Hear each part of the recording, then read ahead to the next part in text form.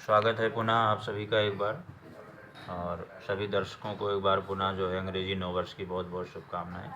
देखिए, आज मकर राशि का राशिफल है, तो मकर राशि के जातकों के लिए कैसा रहेगा ये वर्ष, जो है अंग्रेजी वर्ष कैसा रहेगा।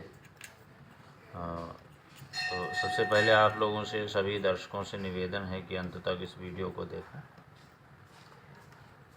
सबसे पहली चीज़ तो ये है कि मकर राशि की जो 7.5 चली आ रही थी पिछले 7.5 सालों से, अब वो समाप्त हो जाएगी। तो जैसे 7.5 समाप्त हो जाने से कोई विशेष फ़र्क तो नहीं पड़ता है, लेकिन फिर भी लोगों के मन में थोड़ा सा उसका भय रहता है। लोग भयाक्रांत रहते हैं उस चीज़ से कि 7.5 चल रही, 7.5 चल रही है, बहुत दिक्कत है। यद्यपि ऐसा कुछ है नहीं। 7.5 जीवन में अगर देखा जाए तो बहुत अनिवार्य है। अगर आदमी के ऊपर शनि की कृपा ना हो या 7.5 का प्रकोप ना हो तो संभवतः जो व्यक्ति है वो जीवन में निष्क्रिय हो सकता है। तो इसलिए ऐसा कोई बात नहीं है फिर भी, लेकिन ये कि बहुत शुभ सूचना है कि 7.5 मकर राशि वालों की समाप्त हो जाएगी। और 2025 के मध्य से पूर्व यानी पूर्वार्ध में जो मकर राशि वालों की स्थिति है, तो जैसे पहले से जो चला आ रहा है लगभग उसी तरह से रहेगी। और उसमें क्या क्या चीज़ें हैं सम्मिलित हैं वो मैं आपको बता देता हूँ कि जैसे भूमि भवन वाहन आदि के कार्यों में जो आपकी रुकावटें जो चल रही थी वो यथावत विद्यमान रहेंगी।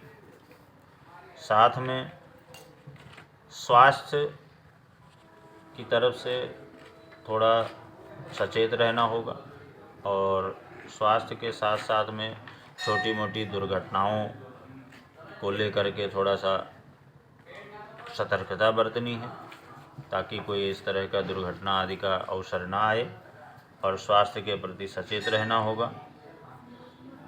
लाभांश जो है जैसा पहले से चला आ रहा था पिछले कुछ दिनों से उसी तरह से रहेगा। लाभांश में कुछ कमी रहेगी, उससे जो है मन स्थिति असंतुष्ट रहेगी। लेकिन शिक्षा और संतान पक्ष से उन्नति होगी, ये एक अच्छी बात है कि अगर संतान पक्ष की उन्नति तरक्की का अवसर है, जैसे मान लिया संतान को नौकरी की कामना है, पढ़ाई शिक्षा पूरी हो चुकी है, रोज़गार की आवश्यकता है, रोज़गार के लिए प्रयत्न कर रहे हैं, या संतान के विवाह आदि की स्थिति चल रही है, विवाह आदि का समय हो गया है, तो संतान स्थान में आपको उन्नति, मकर राशि के जातकों को उन्नति प्राप्त। यदि वो शिक्षा ग्रहण कर रहे हैं तो शिक्षा क्षेत्र में उन्नति होगी, प्रतियोगी परीक्षाओं का समय आएगा। साथ में अगर संतान की कामना है तो उसकी भी पूर्ति हो सकती है।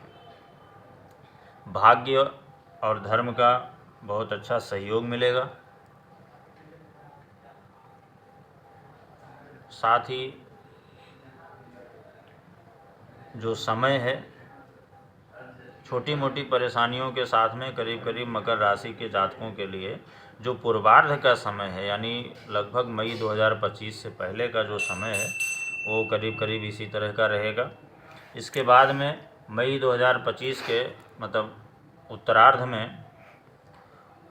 में कुछ ऐसी स्थितियां बन रही हैं जिनके लिए मकर राशि के जातकों को सावधानी भी रखनी पड़ेगी। जैसे अचानक कुछ धन हानि की स्थिति बन सकती है, तो जब भी कहीं निवेश करें या कहीं पैसे को कहीं किसी कार्य में लगाएं तो बहुत ही सावधानी के साथ लगाएं, सोच समझ करके लगाएं। और साथ में जो साझेदार है उसके साथ संपर्क जो भी है, जैसा भी संपर्क है आपका, जैसा भी संबंध है, उसमें सतर्क रहें। वाणी में थोड़ा सा कटुता हो सकती है, और वाणी की कटुता की वजह से अपने जो सगे संबंधी हैं, जैसे भाई बहन हैं, या अपने जो और सगे संबंधी होते हैं, हित मित्र होते हैं, उनसे थोड़ा सा मतभेद हो सकता है। संतान पक्ष से थोड़ी सी चिंता, और शिक्षा क्षेत्र में रुकावट, अगर आप शिक्षा ग्रहण कर रहे हैं तो शिक्षा क्षेत्र में थोड़ा सा व्यवधान होगा। संतान को लेकर के कष्ट होगा, उनकी उन्नति तरक्की को लेकर के थोड़ा सा मन में पीड़ा होगी, मन भ्रमित रहेगा। और शत्रु पक्ष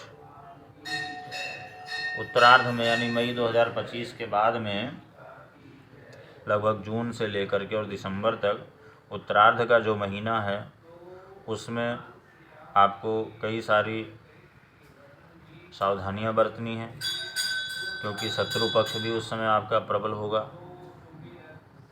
आरोप प्रत्यारोप हो सकता है, आपकी मान प्रतिष्ठा दांव पर लगेगी। भाग्य का जो स्तर है उसमें कमी आएगी, भाग्य जो है पूर्ण रूपेण आपका सहयोग नहीं कर पाएगा।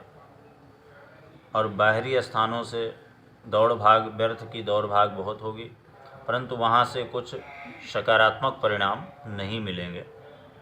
तो ये स्थिति लगभग दिसंबर तक जारी रहेगी। उसके बाद में नए वर्ष में क्या होगा वो आगे की बात है, परंतु उस समय उत्तरार्ध यानी अगर देखा जाए तो मकर राशि के लिए पूर्वार्ध का जो भाग है यानी वर्ष 2025 का मई 2025 से पहले का जो समय है वो लगभग एक दो छोटी चीज़ों के साथ में एक दो छोटी चीज़ें गड़बड़ हैं, बाकी लगभग सब कुछ ठीक है। लेकिन उत्तरार्ध का जो समय है यानी मई 2025 के बाद का जो समय है वहाँ पे जो भी क्षेत्र हमने बताए वहाँ से सावधानियाँ रखनी होंगी।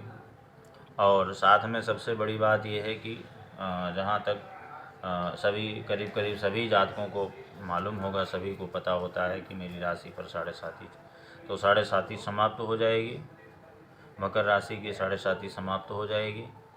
और 7.5 समाप्त होने के बाद में भी कुछ न कुछ सकारात्मक परिणाम आपको मिलेंगे। और उत्तरार्ध भाग में जो भी दिक्कतें हैं उसमें जो खास करके आपका बृहस्पति, राहु और शनि का जो इनकी दखलंदाजी होगी, इनका रोल होगा। तो अगर अधिक परेशानियां होती हैं, ज़्यादा दिक्कत होती है तो समयानुसार उन ग्रहों का यथोचित निदान भी किया जा सकता है, निदान भी कर सकते हैं। लेकिन ऐसा होता है कि कई बार अगर कुछ क्षेत्रों से नकारात्मक परिणाम मिल रहे हैं तो एक दो क्षेत्रों से सकारात्मक परिणाम भी मिल जाते हैं। तो ऐसा इस तरह से परेशान होने की आवश्यकता नहीं है। फिर भी जो चीज़ें बताई गई हैं उन चीज़ों में थोड़ा सा सतर्कता रखें, खास करके निवेश करते हुए थोड़ा सा ध्यान रखें और शत्रु पक्ष से सावधान रहें, क्योंकि शत्रु पक्ष आपकी मान प्रतिष्ठा और पे आपके मान प्रतिष्ठा को खराब कर सकता है, आरोप प्रत्यारोप लग सकता है और साथ में उसके साथ में रोग आदि की संभावना भी बन सकती है। तो दो चीज़ों का विशेष करके ध्यान रखना है। बाकी कुल मिलाकर के आधा वर्ष आपका सही रहेगा। आधे वर्ष में थोड़ी सी दिक्कत कठिनाइयाँ हैं, जिनके हेतु जैसा मैंने बताया है अगर संभव हो तो उनसे संबंधित कुछ उपाय करें और ज़्यादा से ज़्यादा प्रयत्न करें कि ये वीडियो ज़्यादा से ज़्यादा मकर राशि के जातकों तक पहुँचे। बहुत बहुत धन्यवाद।